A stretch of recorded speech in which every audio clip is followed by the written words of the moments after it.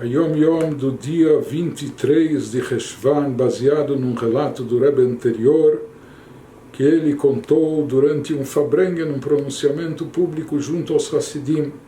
Sim, ele relatou: durante a conferência de rabinos que ocorreu em São Petersburgo no ano de 5603, equivalente a 1843, isso era na geração do Tzemach Tzedek, do terceiro Rebbe de Chabad.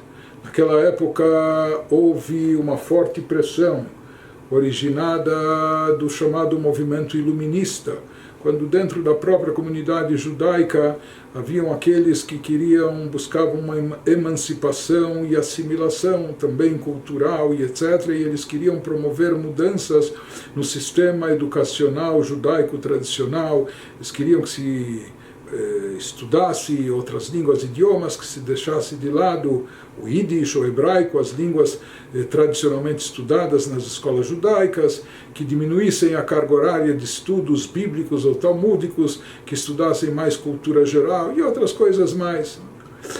E eles intercederam através do próprio governo e exerceram uma forte pressão, envolvendo também autoridades governamentais. Por isso, naquela época, alguns líderes comunitários e alguns representantes dos ativistas, incluindo grandes rabinos, foram convocados para uma conferência que iria durar algumas semanas em Petersburgo, no ano de 1843, e o Tzemach Tzedek, ele era o representante do grupo hassídico. E se fala que ele participou junto a outros ativistas também, e naquela ocasião ele liderou a resistência no sentido de evitar qualquer mudança dentro do sistema educacional judaico tradicional, qualquer mudança na forma de estudo, de formação, educação das crianças, dos jovens, que tudo ficasse, permanecesse fiel às tradições. Mas aqueles ativistas, como também as autoridades, elas queriam pressionar o Rebbe, o Tzemach Tzedek, para que ele acabasse concordando, e sabiam que o Rebbe, como líder judaico maior da comunidade, principalmente da comunidade hassídica, se ele aceitasse, então todo mundo iria também aceitar e aderir.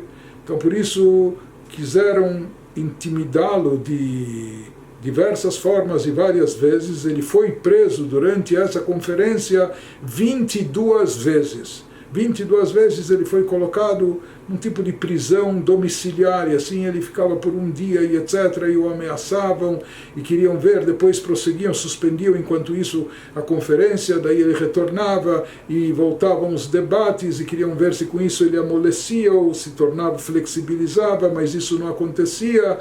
Isso os deixava mais irritados e mais uma vez o mandavam à prisão domiciliar, e como uma forma de ameaça, intimidando, e ele chegou a ser preso durante aquela conferência em Petersburgo por 22 vezes, por opor-se às exigências governamentais de introduzir mudanças na educação judaica e etc.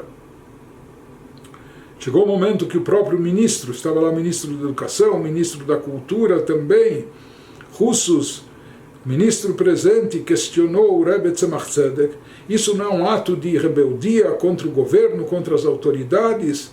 Será que a Torá, o judaísmo, permite isso?